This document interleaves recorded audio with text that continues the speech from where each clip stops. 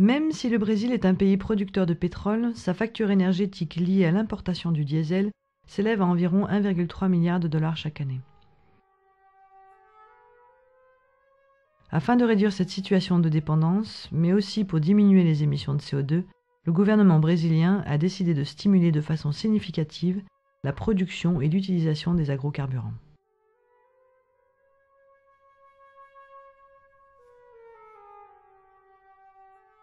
Une législation sur les biocombustibles, incluant l'agriculture familiale, a été adoptée par le gouvernement Lula en 2004.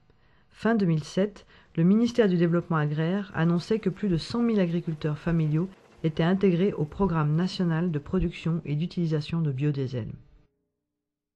À travers ce programme, le gouvernement garantit l'achat du biodiesel en volume d'huile à travers Petrobras, l'entreprise énergétique publique.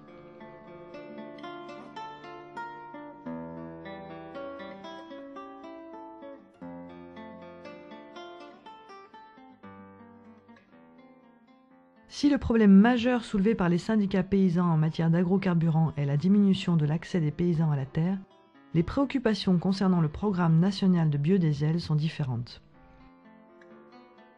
La production de ricin, notamment, connaîtrait des problèmes techniques et l'huile obtenue aurait un coût plus élevé que celui du diesel.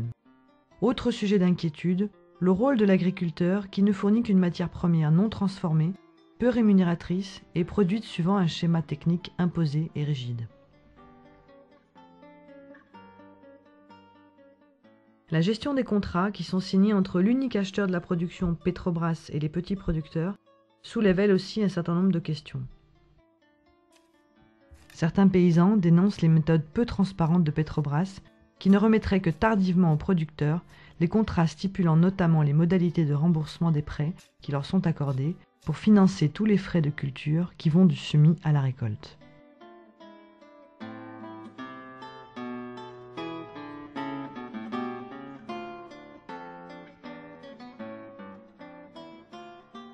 Face à cette situation complexe et dans un contexte où les possibilités de diversification des revenus sont très limitées, les petits producteurs sont partagés. Les uns voient une opportunité à compléter leurs maigres revenus, alors que les autres s'inquiètent que l'inclusion sociale de l'agriculture familiale ne se fasse qu'au profit de la dimension économique du développement durable, sans la prise en compte des aspects sociaux et environnementaux.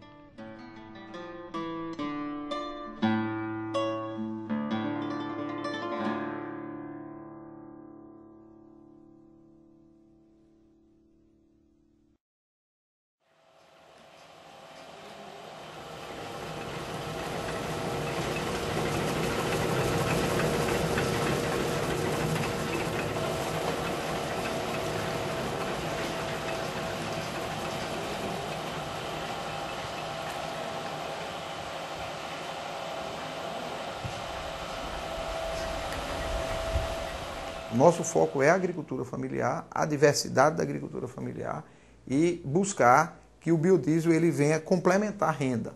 E um plantio, por exemplo, numa área que tenha 2.000 hectares, um assentamento, pode plantar 300, 400 hectares de girassol sem afetar a vida geral daquele assentamento, porque é possível ocupar essa área com o girassol e manter as outras atividades. Agora nós sabemos qual é a área, qual é a região que você pode incentivar o pessoal a ir para o banco, fazer um custeio e para poder plantar o girassol para o biodiesel. Que de início a gente não, o pessoal, até porque o povo tem medo do novo. A apicultura é um exemplo, né? Antes só a apicultura só os grandes era quem produzia, né? A questão do mel. Hoje os pequenos, o agricultor familiar é justamente quem tem a maior demanda.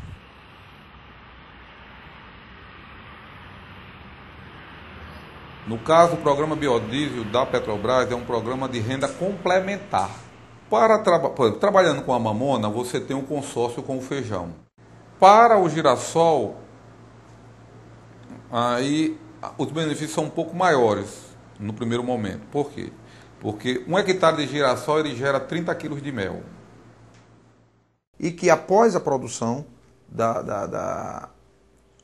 do girassol, nós possamos, com a extração do óleo, ter também a torta, que está sendo muito bem aproveitada na bovinocultura de leite, na bovinocultura de corte, Então, esse é a ideia, quer dizer, nós queremos produzir óleo vegetal dentro de um arranjo maior do governo federal.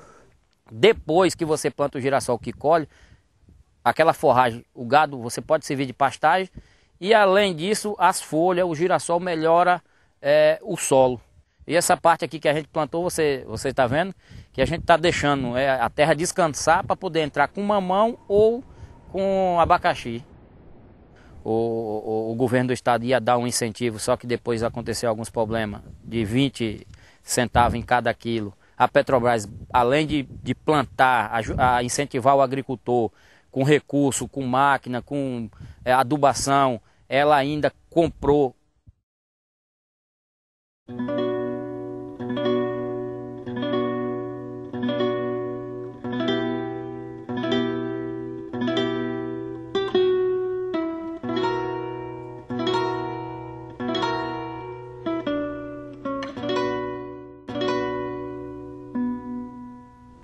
Nós temos uma certa dificuldade no momento na implantação desse projeto, desse programa, no que diz respeito às garantias, né, do programa, a produção, né, preço, assistência técnica.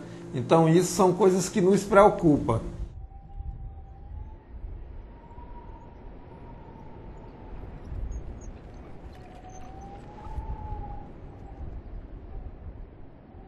Não dá para pensar, né, pegando o Rio Grande do Norte, 600 mil hectares de área reformada, que você vai ter 400 mil hectares de oleaginosa.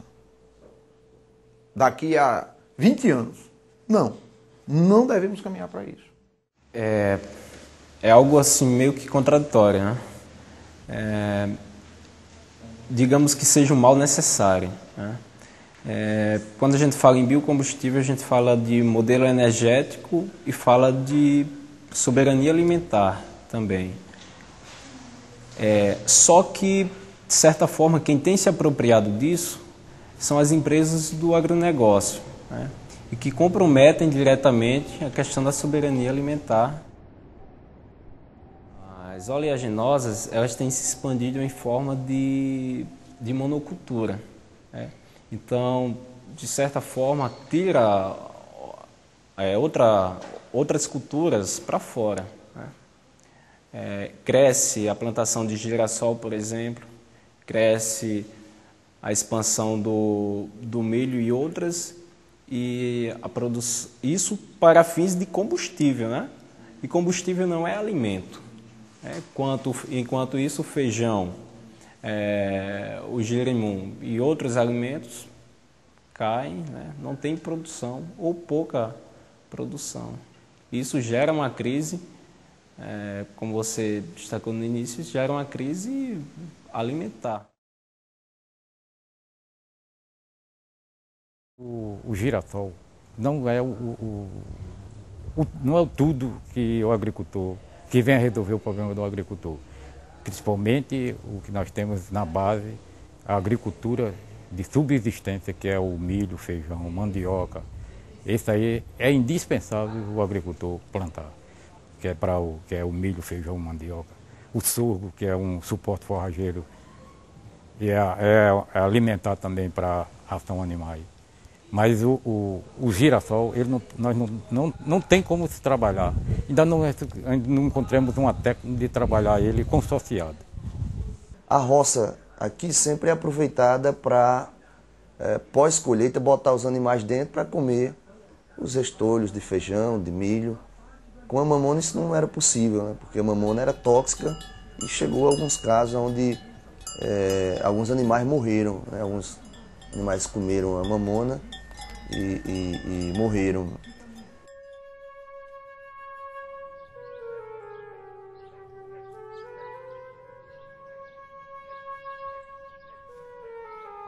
Os agricultores familiares que fecharem, que vão fazer contrato conosco, que vão ter um contrato de 5 anos, certo? Onde a Petrobras garante a compra com um preço de mercado. Isso foi acertado verbalmente em reuniões E depois do plantio eu cobrei muito esse documento, que é o contrato, o que foi gasto, quanto eu estou devendo. E amanhã vem, semana que entra vem, e quanto eu estou devendo. Eu quero saber quanto eu estou devendo na empresa. E passou tempos. Quando veio, o plantio já estava grande e veio uma conta que absurda. Então, nós fizemos um estudo, inclusive, que tinha trabalhadores que fizeram um plantio de mamona aqui no estado, nas nossas bases, e incentivado pela Petrobras e por órgão técnico do governo do estado, né? E depois ficou com os produtos sem ter a quem vender.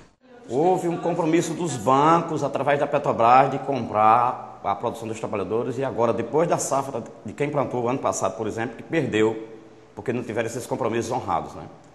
Então, dificilmente, inclusive, os trabalhadores vão querer mais cair nesse risco.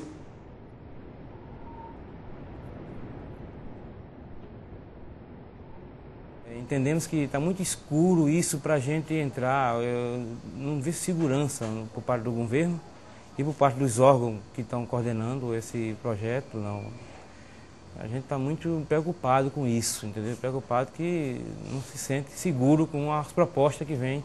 É um projeto muito tímido e que não tem muita, diria que não teria muitas condições dos trabalhadores ter qualquer tipo de resultado de lucro. Eu estou particularmente convencido, pelo que eu acompanhei dos números dados, que produzir matéria-prima para a agricultura familiar, meramente matéria-prima, sendo essa matéria a mamona, não é viável, né? Não é viável porque não significa incremento de renda. Da agricultura familiar, uns 50 hectares foi financiado e nenhuma deu certo. Isso é a preocupação nossa, porque nenhum mostrou resultado positivo. E, portanto, trouxe mais prejuízo, endividamento para os trabalhadores do que resultado concreto.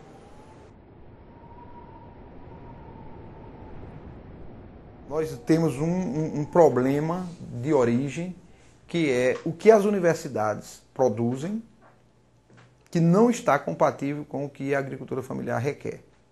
Então, nossas universidades produzem médicos veterinários, engenheiros agrônomos, zootecnistas, que muitas vezes a sua grade curricular, o seu perfil de formação profissional não se adequa às demandas e às necessidades da agricultura familiar. Porque, às vezes, as experiências que se geram na Embrapa, em condições ótimas, são totalmente diferentes dos resultados que se encontram em campo, em condições adversas, né? Então, o governo ou os governos pouco investem, né, incentivos nas áreas de assentamentos de reforma agrária, né, e isso gera um pouco de rejeição aos biocombustíveis. Primeiro porque o assentado ele não tem os materiais necessários para a sua produção e beneficiamento, né? Era uma cultura que a gente não conhecia. A gente tem que ter alguém perto para incentivar. Você vai plantar hoje, de hoje a tantos dias você vai colher. Isso não aconteceu, né? O girassol já secou demais no pé, quando as máquinas vieram colher. Por que o governo do estado tem uma assistência técnica, que é a EMATER, o órgão do governo? Por que o governo não implanta, não chega aos agricultores para trabalhar junto com os agricultores nesse semiárido, o plantio do girassol?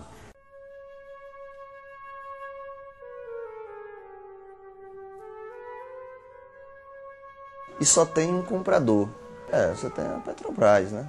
E alguma cooperativa que ela credencie. Então você fica refém de um único comprador.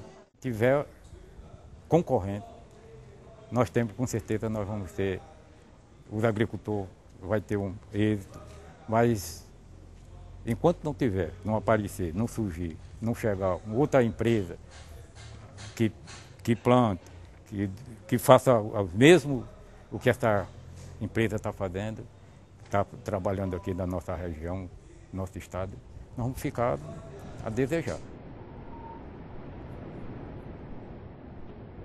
Então, quando se planta qualquer oleaginosa com base no monocultivo, né, tendo em vista e acima de tudo o lucro, então isso se torna inviável para nós, se torna inviável para o meio ambiente, já que vai desmatar em grande escala, vai poluir mais ainda, já que matas serão devastadas, espécies silvestres serão extintas, né?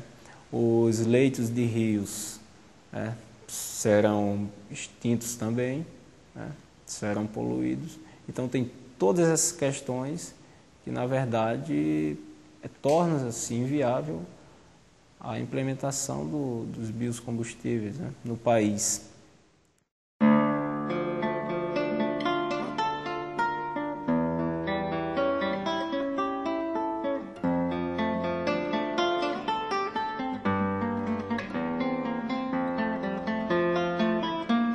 Enfim, precisamos também que o programa ele leve em consideração a produção com bases agroecológicas e também, né, resolva os riscos que ainda persistem, que é a indefinição na produção, na logística de equipamentos, seguros para os agricultores.